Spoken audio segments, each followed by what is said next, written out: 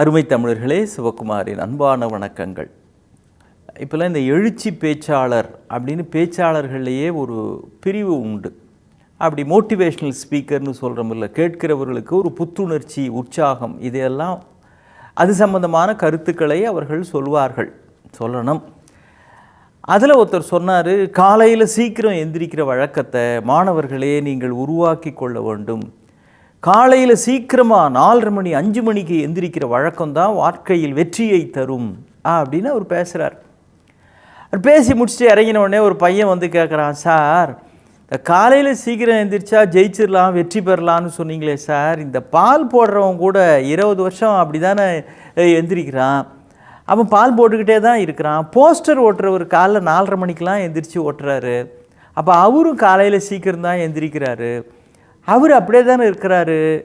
அதனால் இந்த காலையில் சீக்கிரம் எந்திரிக்கிறதுக்கும் வெற்றி பெறத்துக்கும் என்ன சார் சம்மந்தம் அப்படின்னு கேட்டான். அவருக்கு விறுவிறுத்து போச்சு. ஏன்னா அதுக்கு என்ன பதில் சொல்கிறது அப்படின்னு அவருக்கு தெரியல. அவர் எங்கேயோ யாரோ பேசினதை யூடியூப்பில் கேட்டு அப்படியே வந்து ஒப்பிக்கிறார். அந்த மாதிரி பேச்சாளராக இருந்தால் இப்படிப்பட்ட தர்ம சங்கடங்கள்லாம் சந்திக்க வேண்டி இருக்கும்.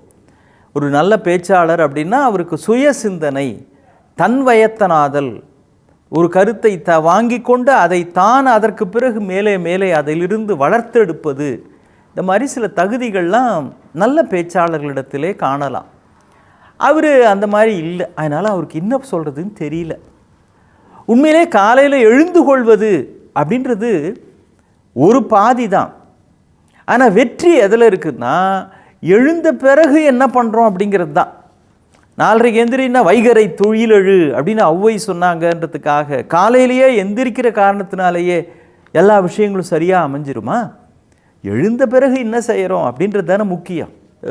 ஒரு ஃபுட்பால் மேட்சுங்க, அதுக்கு பெரிய விளம்பரம் பண்ணுறாங்க. இது ஒரு வித்தியாசமான கால்பந்து போட்டி, நீங்கள் இதுவரையில் பார்த்திருக்கவே மாட்டீர்கள் அப்படின்னு பெரிய விளம்பரம் பண்ணுறாங்க. அதுக்கு ஏகப்பட்ட டிக்கெட்டு சேல்ஸ் ஆகுது. ஜனங்கள்லாம் அப்படியே வந்து குவிறாங்க, வித்தியாசமாக என்னவோ இருக்காமே அப்படின்னு. அந்த போட்டி தொடங்கி விட்டது. கால்பந்திலே விளையாடுகிற அந்த வீரர்கள் உள்பட அவர்களுக்கும் இதில் என்ன வித்தியாசம், நம்முடைய குழு வித்தியாசமான கால்பந்தாட்ட போட்டி விளையாடும்னு சொல்லி இருக்கிறாங்களே, அதில் என்னன்னு பார்த்தா அப்புறமா தான் எல்லாருக்கும் ஷாக் ஆகிடுச்சு. என்ன வித்தியாசம்னா, இவர் அவர்கிட்ட உதைக்கிறாரு, அவர் இப்படியே வச்சு கோல் போஸ்ட்டுக்கிட்ட போய் கோல் போடணும்னு பார்க்குறப்போ, எட்டி உதைக்க போகிறப்போ கோல் போஸ்ட்டே காணும். எந்த இடத்துல கோல் போடுறது, அவருக்கு பாஸ் பண்ணார், அவருக்கு பாஸ் பண்ணார். சரி, கோல் போஸ்ட்டுன்னு ஒன்று இல்லை அப்படின்னா ஒருத்தருக்கு ஒருத்தர் பாஸ் பண்ணிக்கிட்டே இருக்கலாம், ஆனால் அந்த கேம் ஃபெயில் ஆயிரும். ஏன் கோல் போஸ்ட்டே இல்லாமல் எதிலங்க கோல் போடுவீங்க? கோல்னு ஒன்று போட்டால் தானே சுவாரஸ்யம் இருக்கும். அவர் போட்டார், போடல, இவர் 1 கோல் 2 கோல் 3 கோல், இந்த டீம் கோலே போடல, அதில் தானே வெற்றி தோல்வி தீர்மானிக்கப்படுகிறது. கோல் போஸ்ட் இல்லாத கால்பந்து எப்படி தோற்று போகுமோ, அந்த விளையாட்டினுடைய சுவாரஸ்யம் இருக்காதோ, வாழ்க்கையில் கூட அதே மாதிரி தான் கோல் என்கின்ற ஒன்று இருக்க வேண்டும். லட்சியத்தை நோக்கித்தான் நம்முடைய வாழ்க்கை பயணம் என்பது இருக்க வேண்டும். அப்போ தான் லைஃப் அப்படின்றது நிரூபிக்கப்படும். அது என்ன லைஃப்ன்றது நிரூபிக்கப்படும்? வாழ்வதுன்றது வேற, லைஃப்னா வாழ்க்கைன்னு சொல்கிறோம். உண்மையிலேயே வாழ்வதுன்றது வேற, இருக்கிறது அப்படிங்கிறது வேற. இப்போ மரம், செடி, கொடி, மற்ற விலங்குகள் இதெல்லாம் இருக்குது, நாம் மட்டும்தான் வாழ்கிறோம் அல்லது வாழ வேண்டும். அதனால தான் சில பேர்கிட்ட கேளுங்க, என்ன சார் நல்லா சௌக்கியமா அப்படின்னா, என்னமோ இருக்க அப்படிம்பார். எப்படி என்னமோ இருக்க. இன்னும் சில பேர் உங்கள் புண்ணியத்தில் இருக்கிறாங்க அப்படிம்பாங்க. நம்ம பண்ணதே கொஞ்சம், அதையும் இவர் கடன் வாங்கிட்டு உங்கள் புண்ணியத்தில் இருக்கிறேன் அப்படிம்பாங்க. அப்போ இருப்பது என்பது மரம், செடி, கொடி, விலங்குகளினுடைய இயல்பு. மனிதன் மட்டும்தான் வாழ்வது என்பது அவனுக்கு தரப்பட்டிருக்கின்ற தனிப்பெரும் அம்சம். அப்போ நம்முடைய வாழ்க்கை என்பதை எது உறுதி செய்கிறது? நாம் வாழ்வதற்கான லட்சியம் ஒன்று இருக்கிறது. பாலனாய் கழிந்த நாளும் பனிமலர் கோதைமார் மேலனாய் கழிந்த நாளும் பிணியோடு மூப்பு வந்து கோலனாய் கழிந்த நாளும் குறிக்கோளில்லாது கெட்டேன் அப்படின்னு நம்முடைய நாவுக்கரசு பெருமான் பாடுகிறார். அப்போ குறிக்கோள்னு ஒன்று இல்லை அப்படின்னா அது கோல் போஸ்ட் இல்லாத வித்தியாசமான கால்பந்து என்று சொல்லி யாரோ சில பேர் கல்லா கட்டுவதற்காக பயன்படுத்தி கொண்ட சொற்றொடர் மாதிரி தான். இன்னைக்கு பொதுவாக ரொம்ப விரும்பி இளைஞர்கள் படிக்க வேண்டும் அப்படின்னு படிக்கிற படிப்பு எதுன்னா computer science, BE computer science அப்படின்னா தாய்மார்கள் பெற்றோர்கள் எல்லாருக்கும் ஒரு தனி பெருமை. என் புள்ள பிஇ படிக்கிறான் அப்படின்னா அது ஒரு பெருமிதமான படிப்பாக இருக்கிறது. என்றைக்குமே அப்படி தான். புள்ள பிஇ படிக்கிறாங்க, என்ஜினியரிங் படிக்கிறாங்க, அதுலேயும் அந்தந்த டிபார்ட்மெண்ட்டுக்கு ஏற்ற மாதிரி பெருமை கொஞ்சம் முன்ன பின்ன இருக்கும். இதில் ஆண்டுக்கு இந்தியாவில் இருந்து 75 லட்சம் இளைஞர்கள் பிஇ பட்டம் பெற்று வெளிவருகிறார்கள் என்று ஒரு புள்ளி விவரம் சொல்லுகிறார்கள்.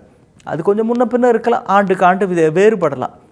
ஆனால் சராசரியாக ஒவ்வொரு ஆண்டும் 75 லட்சம் இளைஞர்கள் பிஇ பட்டம் பெற்று வருகிறார்கள். இப்போ பாருங்கள், 75 லட்சம் இளைஞர்களும் படித்து முடிச்சுட்டு வந்து என்ஜினியர் ஆகிறாங்களா? இப்போ எல்லாம் பிஇ இன்ஜினியரிங் முடிச்சுட்டாங்க, என்ஜினியரிங் படிப்பு படித்து விட்டார்கள், பொறியியல் படிப்பு படித்து விட்டார்கள், பொறியியலாளர்களாக ஆகிறார்களா? அப்போ பொறியியல் படிப்பது வேறு, பொறியியலாளராகவே ஒரு இடத்தில் பணியில் சேருவது என்பது வேறு. ஏங்க இவங்கெல்லாம் ஆறுதில்லை? இவங்கெல்லாம் மார்க்குக்காக பாஸ் பண்ணணுன்றதுக்காக பிஇ படித்தார்கள்.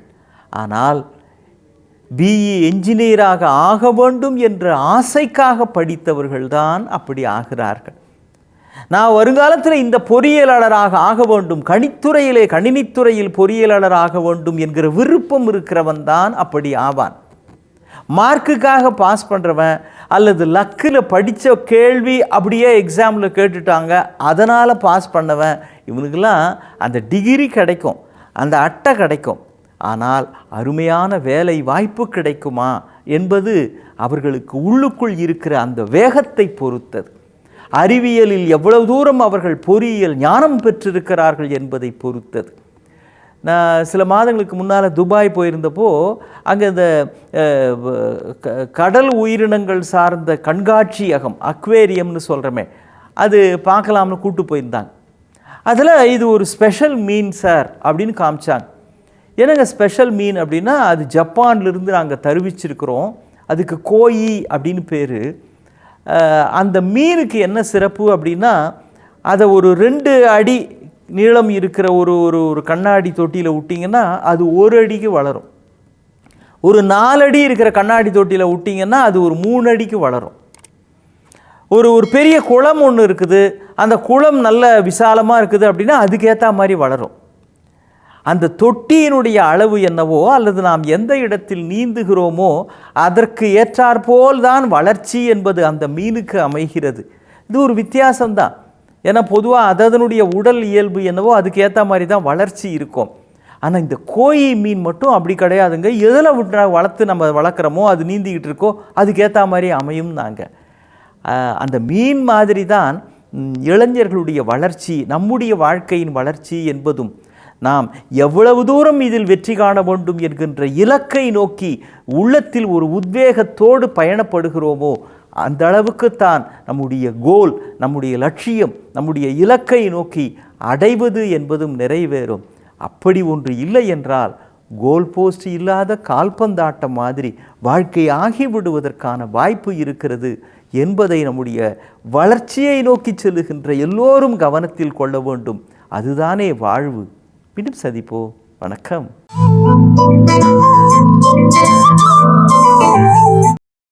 இன்னும் பல வீடியோக்களை காண சன் லைஃப் சேனலை சப்ஸ்கிரைப் பண்ணுங்க.